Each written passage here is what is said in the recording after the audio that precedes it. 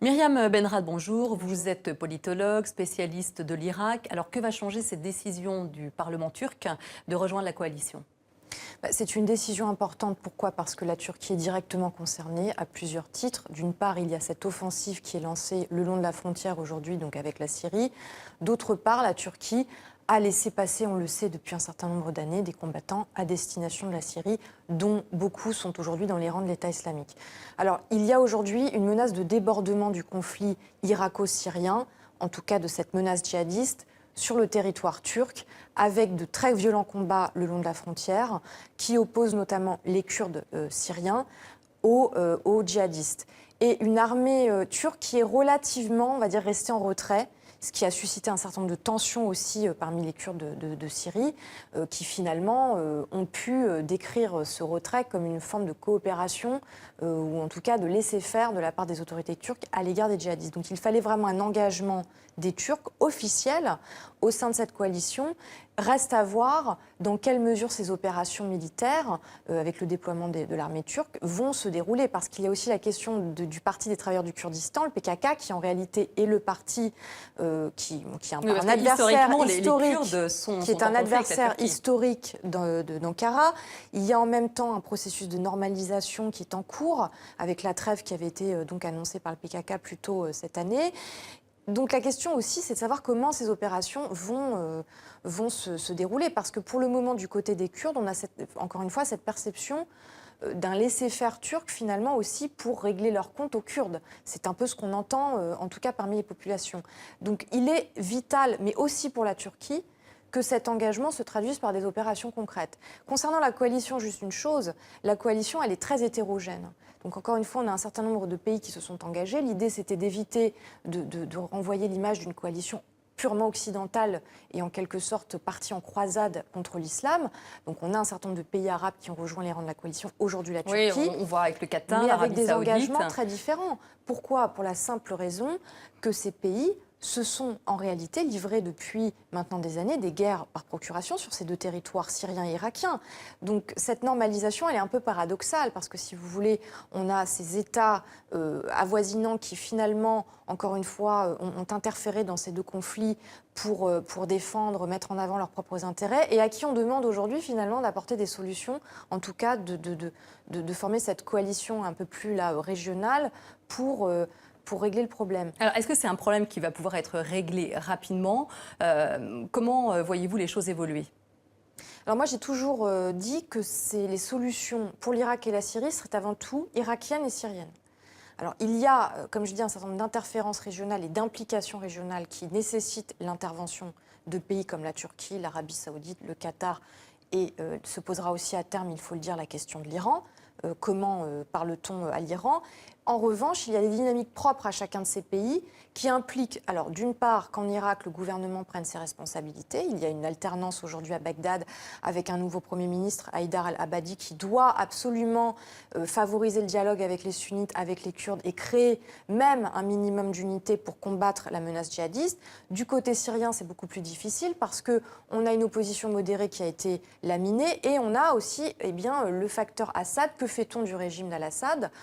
Pour l'instant, l'idée n'est pas du tout de coopérer avec ce dernier, mais a priori, on peut dire que la transition syrienne sera tout de même complexe parce que, encore une fois, aujourd'hui, l'opposition a disparu. On n'a pas été capable de soutenir cette opposition démocratique au moment où il le fallait. Et aujourd'hui, on a deux extrêmes finalement qui se côtoient et qui vont rendre l'après-Daesh beaucoup plus compliqué à gérer. L'après-Daesh, on n'y est pas. Comment est-ce que vous voyez l'élimination radicale de Daesh possible ? C'est-à-dire l'éradication du mouvement djihadiste.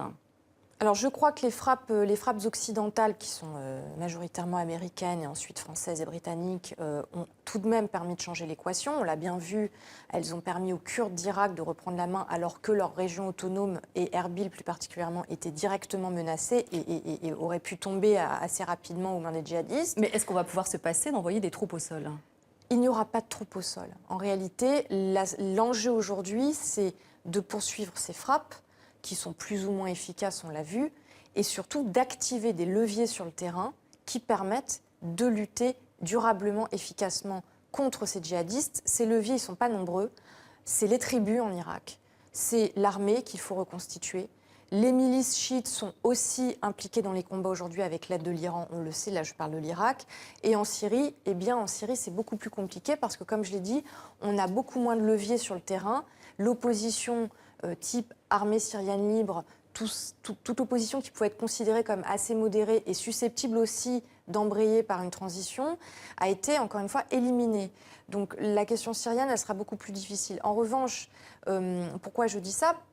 L'idée n'est pas seulement d'infliger une défaite militaire à l'État islamique. Il faut absolument aussi prendre en compte les facteurs de long terme, structurels, qui ont conduit à cet assaut djihadiste et qui en réalité étaient présents depuis de nombreuses années. Et ça consiste à relancer les transitions et à adopter un certain nombre de réformes institutionnelles, socio-économiques pour lutter contre les racines de la radicalisation. Pardon. Alors, on va y venir dans un instant sur les racines de cette radicalisation. On vous retrouve tout de suite. Voilà ce qu'on peut dire pour le travail des militaires sur le terrain. Mais la société civile, elle, combat Daesh avec les réseaux sociaux, notamment. Des jeunes Britanniques ont lancé un mouvement Not in My Name après l'assassinat de l'humanitaire David Hens. Les musulmans du monde entier ont repris le credo « Ne tuez pas en mon nom », une façon efficace de lutter contre l'amalgame entre islam et extrémisme musulman. Cette galerie de portraits se répand sur les réseaux sociaux britanniques. Des musulmans de tout le Royaume-Uni qui clament le même message, pas en mon nom, et s'adressent directement à l'organisation de l'État islamique. Votre État islamique ne représente ni l'islam ni les musulmans, parce que votre leader est un menteur. Parce que vos actions ne représentent pas celles des vrais fidèles.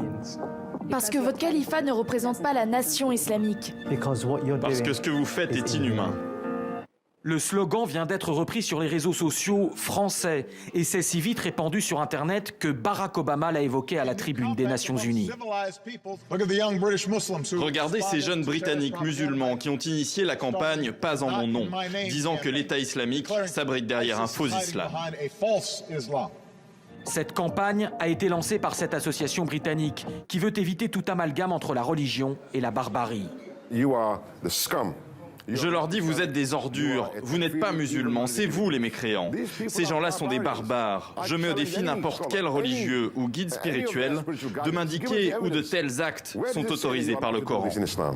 Appel relayé par ces imams britanniques influents, dont certains pourtant proches des milieux radicaux, qui se sont adressés aux combattants de l'État islamique, leur disant qu'exécuter un otage était haram, c'est-à-dire un péché, selon le Coran. Myriam Benrad, on a l'impression qu'on est un petit peu dans un contexte après 11 septembre où il fait vraiment pas bon être musulman. Oui, alors il y a une montée de l'islamophobie qui rend cette mobilisation des musulmans en Europe et aussi en France très importante. Parce qu'il Quel intérêt ont les djihadistes à faire grimper l'islamophobie ?